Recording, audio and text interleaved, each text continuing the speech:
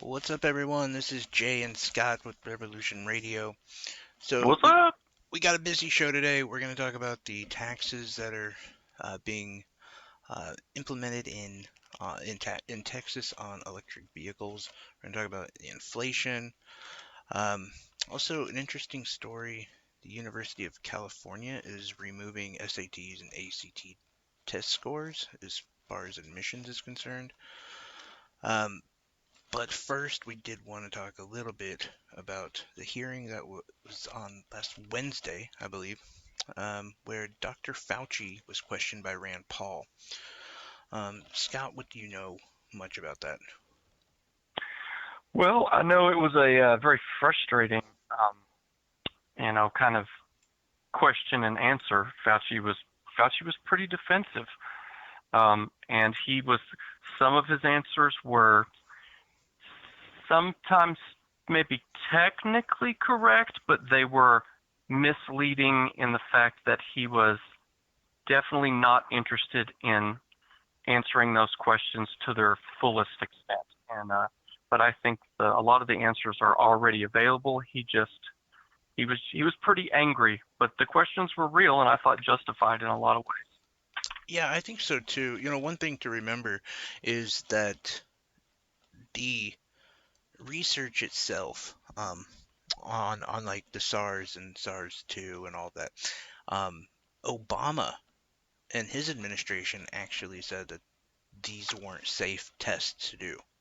So it was Obama that banned these tests from being done. Fauci, working within the Trump administration, actually got funding to clear, through the NIH, and vis-a-vis through Wuhan labs. Well, it was that I think is kind of important to remember when we're dealing with this. Is Fauci probably doesn't want to find out where the coronavirus actually came from, because if it is from a lab leak, which again, looking at some of the research that has been found, some of the articles that have been done, there's a lot of these leaks. When they're studying this kind of uh, disease, or virus that comes from this area, and a lot of the research labs that do that kind of testing have a ton of leaks. Yeah, when we're talking about not just leaks, but biomedical leaks are very common, Well, almost a yearly thing. Yeah. yeah, and you think about it, and it's not nefarious. Most of it is not nefarious. It's just the people who are studying them get infected because they're studying something very contagious, and they happen to catch it, and then they leave the lab. Well, that's what that means. Yeah, It's not. human error in like even transport of some things, they didn't follow the correct procedures and the safety protocols and Yeah, yeah. oh, I forgot I was carrying that in my luggage kind of thing. Now they may have been licensed Well, to do it, but they didn't, yeah, you I mean, know. I don't know how many there actually have been people nefariously sneaking these out. So No, I'm much of. not even saying nefarious. I'm saying they were allowed to transport from one lab to another Gotcha, and they gotcha. Yeah, didn't follow protocols. yeah. And that sure sets off alarms with people, even if they were supposed to go through a separate screening process and a separation of the luggage was supposed to be stored differently. And they're like, oh, I just had it in my suitcase. Right, right. No, exactly. And when you got, again, to go back to Fauci's role in this, he convinced the Trump administration to continue this funding. So, in a Right. way, the hero of COVID-19 might have been the guy that ultimately created it. And Well, hey, does, Zach, will you tell me what exactly gain of function research is? yeah, and so yeah, we can get at it here in a second. I'm just saying, that's probably why he doesn't. He's not Right. real, um, I don't know, excited to find out how this happened. I don't even know if it happened. Being the hero of the American coronavirus effort for the CDC, by comparison or contrast, being somebody who his organization directly paid for the funding of the development of the virus itself indirectly is pretty crappy optics. It definitely. And the fact is we don't know exactly how the the virus got out or how it started. We don't know, but we do need to find out, and I think that's important. But yeah, to go back to the actual hearing, Dr. Fauci was asked by um, Senator Rand Paul, which, by the way, I don't like Rand Paul. I vehemently despise Rand Paul, but in this certain set of questioning, he did a fairly good job.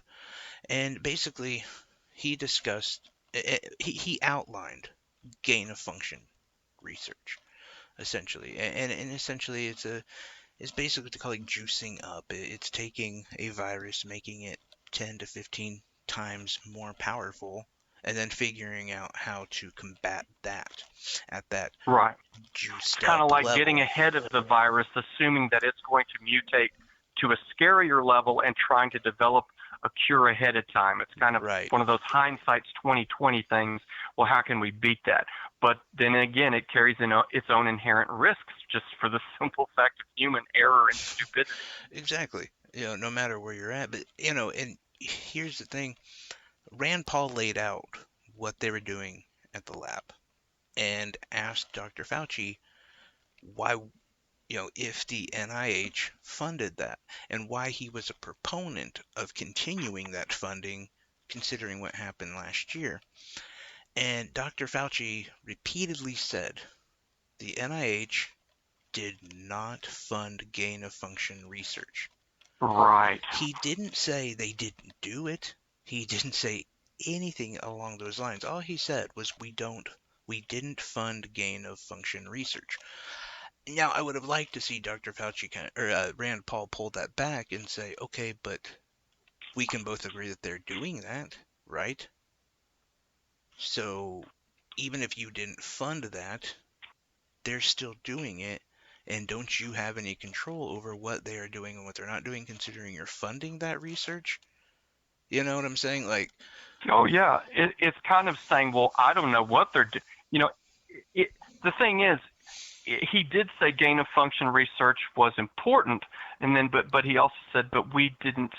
It's kind of like we gave them money to do this other funding, and it's assuming, oh well, none of our money got to fund this stuff. No, you were funding them right. for all their research, and just because one part of it isn't legal, on the books as the reason you funded them, it doesn't matter. I mean, it really doesn't. It doesn't. No, and I think, another thing to discuss is why we are doing this in China through the WHO and the Chinese government, who has little to no transparency with any Yes. regulatory groups or America or anyone in the world except for potentially North Korea, but we don't even know about Yeah, that. they don't answer to anybody unless it's in their benefit. And so if it is such an important thing to study, which I'm not saying it's not, it could be, but why not do that in, I don't know, Japan or um, somewhere in India, a place where we have transparency and they have credibility to the entire world, not just America, And that not we have just a much WHO. friendlier diplomatic standing with. I mean, even though India seems like, oh boy, they're having some issues now, we're definitely on a much friendlier term with India than just about anybody else. Oh, 100%. Yeah. And I mean, and they have the labs, they have the area in which to do it, they have the technology, they have, just like Japan does, just like Right. a lot of it. But why we choose China? A country, again, we have uh, the transparency, the accountability is little to none. And again, if there is some virus that could take out the entire world, are we really putting that in the hands of It makes me someone? think of like a boat doing biomedical research in the middle of the ocean and international waters where no laws apply. That's where a lot of the early cloning research that they were doing on human embryos was taking place on basically floating research labs. And, it's kind of like you don't know who's funding that. And nobody has to answer for it because no laws exist in order to um, you know, make any of that legal because it was illegal, like funding on human stem cells before a lot of that got kind of legalized in other ways. But why else would we be funding China to do that research if we didn't want to say, well, we don't know what they're doing, kind of washing our hands of the responsibility of this dangerous stuff. I mean, I don't know if that's the path I would take. A lot of people I know say it's a localized situation where it's much easier to do it there. Not to mention the big one being, well, they probably have a contract. And that's probably No, it. yeah. It's Oh, most yeah. likely economics. 100%. Their money is Yeah. involved. And, Yeah, I agree completely. but anyway, um, we will be talking about the electric cars and a tax that is coming to any person who lives in Texas and thought that they could get away from paying gas prices. So that's coming up next.